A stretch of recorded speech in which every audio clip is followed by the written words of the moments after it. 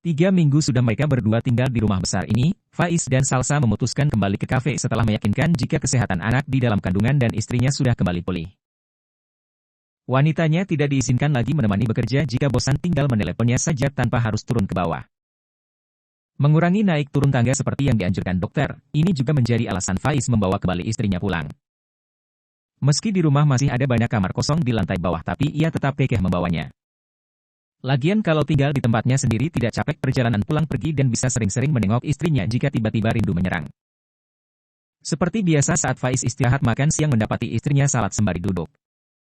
Tidak mau mengganggu ia segera membersihkan badan supaya kotoran dan barang-barang yang tidak terlihat jatuh tidak berbekas, kata orang ibu hamil sangat sensitif. Selesai mandi masih hanya memakai handuk melihat istrinya sempoyongan berdiri seraya tangan kiri menekan kepala lantas cepat-cepat dibantu agar tidak terjatuh.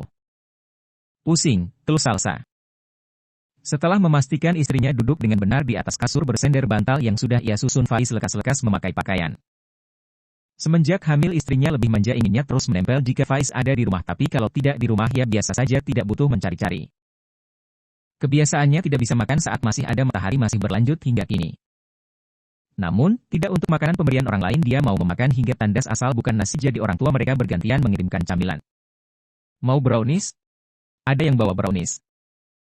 Wanitanya mengangguk tanpa mau melepaskan lengan suaminya, dengan telaten disuapi brownies itu hingga menyisakan setengah bagian disuapi pula air minum untuk membasahi tenggorokan.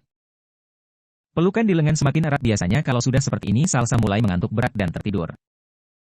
Didongakkan wajah wanitanya ke atas untuk melihat apa sudah tertidur lantas ditekan pipi gemas dengan kelima jarinya.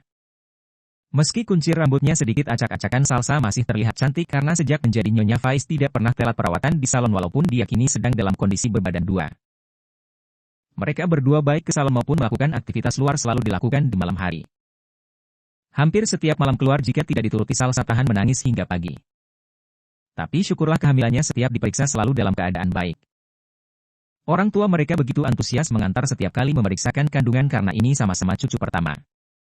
Kakak Faiz Fahri belum kunjung diberikan momongan hingga saat ini usia pernikahan mereka sudah menginjak tahun keempat. Ditaruh kepala istrinya di atas bantal hati-hati dan memberikannya guling sebelum make up dahi serta perut yang sudah mulai membuncit. Selamat tidur istriku. Adik pintar mau makan. Papa kerja dulu, oke sayang. Jaga mama. Ditutup pelan pintu kamar dan depan lalu dikunci dari luar supaya bisa bekerja lebih tenang tidak takut ada penyusup masuk yang akan membahayakan calon anak dan istrinya. Malam harinya sepulang dari menghitung lampu yang menyala di jalan untuk menuruti hasrat Salsa keduanya menikmati apa yang tadi dibelinya di luar. Besok aku ke pasar, kamu mau dibelikan apa? Telepon mau. Yang ditawari mengangguk dengan tetap lanjutkan makan bakso jumbo kesukaannya. Dulu sebelum menikah ia sering ikut Faiz belanja ke pasar naik Vespa kesayangan. Barang yang sudah dibeli semua akan dibawa langsung oleh salah satu karyawan Faiz menggunakan mobil bak terbuka. Kamu hati-hati ya? Atau ke rumah mama saja? Tidak usah. Paling aku di sana juga tidur, di rumah saja.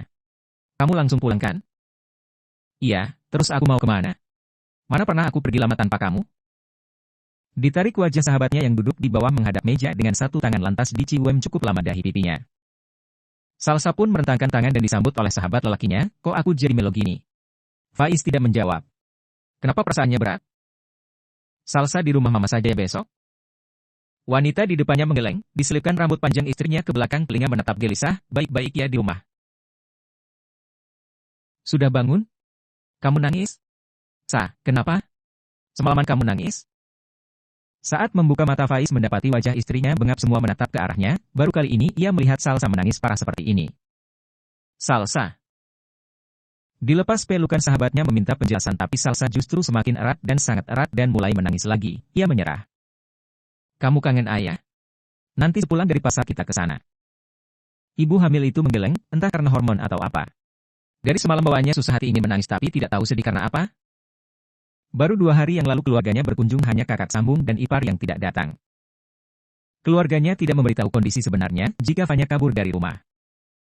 Salsa diminta untuk melepas pelukan sebentar, ditatap istrinya ditanyai pelan-pelan apa sebabnya yang membuatnya menangis. Aku tidak tahu bawaannya sedih pengen nangis saja. Tidak tahu kenapa? Mungkin bawaan hamil.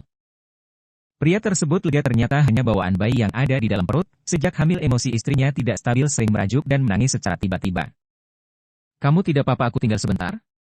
Mungkin sebelum zuhur sudah pulang. Langsung pulang ya? Jangan kemana-mana, rasanya berat melepas. Hendak melarang tapi kenapa?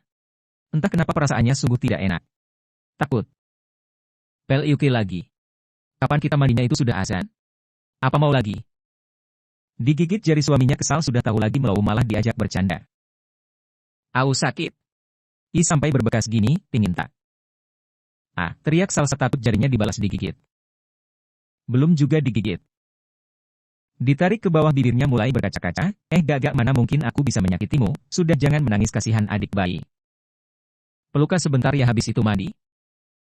Tak seperti biasanya sesudah salat subuh tidak mengantuk sama sekali melendot terus di punggung sahabatnya.